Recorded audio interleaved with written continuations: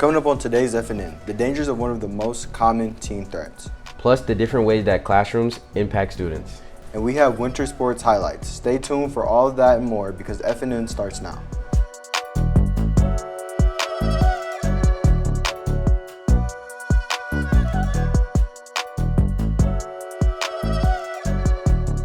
Happy Friday, Falcons. I'm Trenton. And I'm Trey. Coming to school 5 days a week by 7:30 a.m. for months on end must be tiring, especially for teens. The one thing they may be looking forward to in the morning is an energy drink. FNN reporter Sawa Abdi Rahman Iman digs into the effects of increased energy drink use in teens.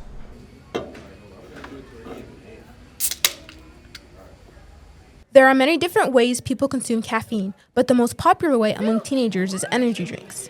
Day after day, energy drinks become more and more popular. East Kentwood nurse Trista McDowell explains the usefulness as well as the effects of increased caffeine use. Definitely they can be useful. I think all things are good in moderation. You got to be careful with some of them. Some of them do have like your daily amount of caffeine. They might not make you feel good, especially if you're not used to drinking caffeine. Caffeine can have side effects. So like when people start to feel like jittery or get like upset stomachs, especially if you don't eat anything. Before consuming energy drinks, it is found more effective if you eat food first. The National Library of Medicine conducted a study and found that 31% of students have experienced headaches or heart palpitations as a result of energy drinks. The usage of energy drinks on health has taken a toll on many, including East Kentwood student Dan Tran. It depends like who you are, but personally, I feel like it hurts more than benefits me. I get anxious and I don't know, I just get really hyper. Many East Kentwood students may feel negative effects. Students who feel these effects are encouraged to limit their daily intake. Talia Kabanda, an East Kentwood student, explains how normalized energy drinks have become. I mean, I don't think they should really be like normalized, especially for like teenagers, because I don't know, it could just lead to like health issues in the future. As energy drinks have become more popular, it sparks a question. Do students feel pressure to drink them? You kind of are like what's the appeal there, you know? But I wouldn't say I feel pressured. Like I still just don't really want to drink them. Although energy drinks can be useful, it is still important to monitor the amount you drink. Adike Amsawa Abdurrahman Iman. As time goes and the amount of students consuming high amounts of caffeine continues to rise, so too does the amount of research on the dangers to your health. Monday through Friday, students spend around 8 hours per day in school. Spending so much time in classrooms with different decorations, lights, and chairs can have both positive and negative effects on student learning. FNN's Kendall Sally looks into how classroom environments affect students. No, but I'm saying so we know we have the numbers right. All right. Classroom environments are created not only by the students, but also by the teachers. This includes how the class is decorated and how it's run when it comes to teaching. Teachers must keep in mind both their own preferences and their students when it comes to creating their class environment. The thought process behind how to create a good classroom environment isn't always easy. 10th grade English teacher, Mrs. Gordon, tells us about her view on classroom environments. I think what makes a good classroom environment is when everybody is there and wants to collaborate. I love a cozy, warm atmosphere. I want people to feel like safe, comfortable. Teachers spend a lot of time in their classrooms and I spend a ton of time here, so I wanted it to feel like somewhere I wanted to be for a ton of hours out of the week. Students are a big part of classrooms. They spend around an hour in each of their classes. It's important that students feel as if they can operate their best when in class. A big part of this is the classroom itself. Here's an inside scoop of 12th grader Lucy Loon's view on how classroom environments impact students. The kind of classroom that I like the most would be where teachers are really interactive with their students, and instead of just handing assignments in, they like go through the assignments, like especially the harder ones.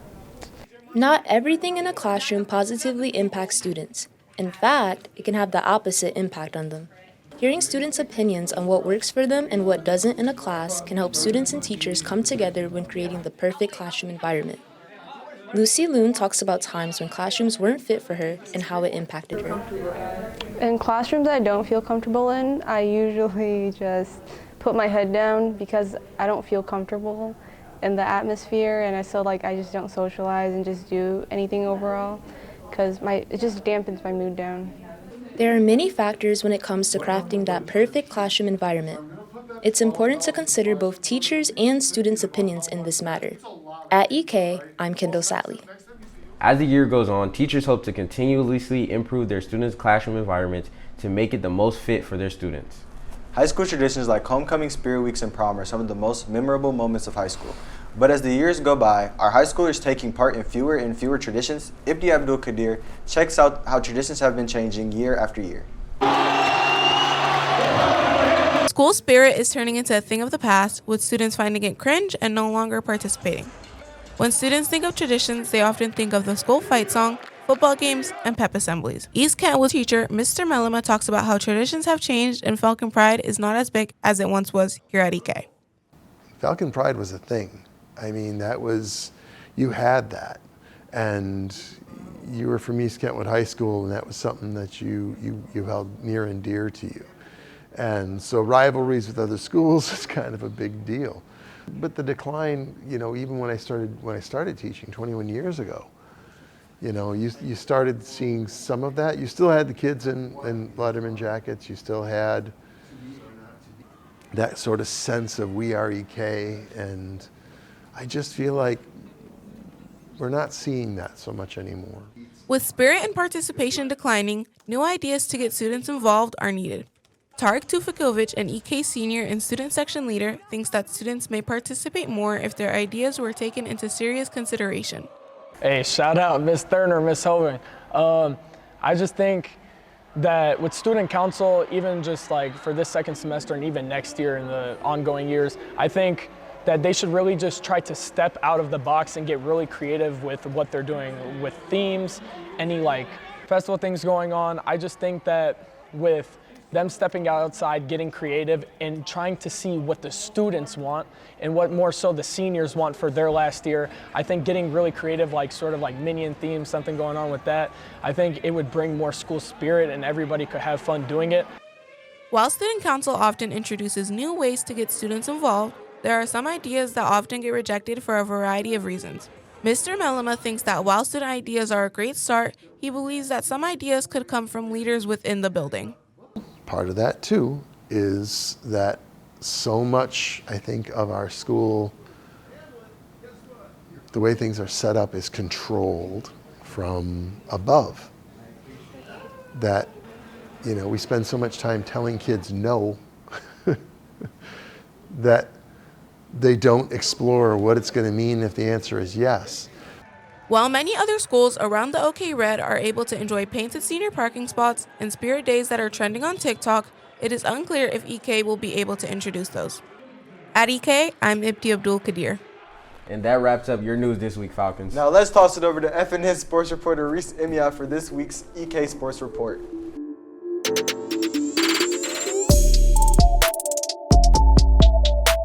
Welcome back to the Lamb Falcons. It's Reese here bringing you your EK Sports Report. Starting off on the mats, our wrestling team has been hard at work but haven't quite been able to put it together. This Wednesday they had a tough loss at Grand Haven, but tonight they will be going back to Grand Haven for their conference meet looking to bounce back. Over at the basketball court, our men's basketball team has been playing some great basketball but unfortunately lost to Rockford this Tuesday by 2 points. They are looking to bounce back today at home versus West Ottawa. Make sure to pack the stands to cheer on our Falcons, and tomorrow the guys play at GRCC against Lima Senior at 6:45 p.m. On the girls' side, our girls took a tough loss against Rockford on Tuesday and are looking to get back against West Ottawa tonight at 7. Let's cheer on both of our basketball teams tonight for our last home Friday game. Over to the bowling team, our guys and girls have been rolling with big wins against Rockford and Zeeland this week. Flipping over to our competitive cheer team, our girls cheered very hard on Wednesday at Jenison, but fell short of the win, getting second to Jenison. Now our girls are at Hudsonville tonight for the conference postseason meet. Good luck! Splashing it back to our boys swim and dive team, our guys have been having a great season this year and had a very successful meet last night at their meet against Granville. At the hockey rink, our hockey team has been working very hard and have had many hard-fought games. They continue their league tournament today and tomorrow. Lastly, this week we had 12 student athletes sign their letter of intent. The people who signed are Davian Bam Nettleman, signed to Carthage College, Amari Birch and Jakarian Johnson both signed at Albion College, Kendrick Mayhew is going to Marion University, Amon Mighty Edmonds signed to Tiffin University, James Jones Jr. signed to Ferris State University. Austin Bobo is going to Kalamazoo College. Owen Vanderveen signed to the University of Pennsylvania. Jaziel Negron and Nas Williams signed to Adrian College. Charlie Nichols signed to Elma College. And finally, Jesse Phillips signed to Virginia University Lynchburg. Congrats to our guys for continuing their academic and football careers. That wraps up this week's Sports Report. We'll be back next week with updates on all of our winner teams entering the postseason. Now let's pass it back to the desk.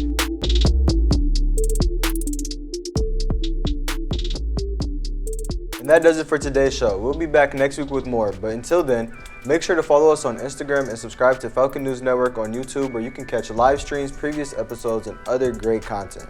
Plus, check out Falcon News Networks on Spotify for our new season of podcasts. Have a great weekend, and we will see you back here next Friday.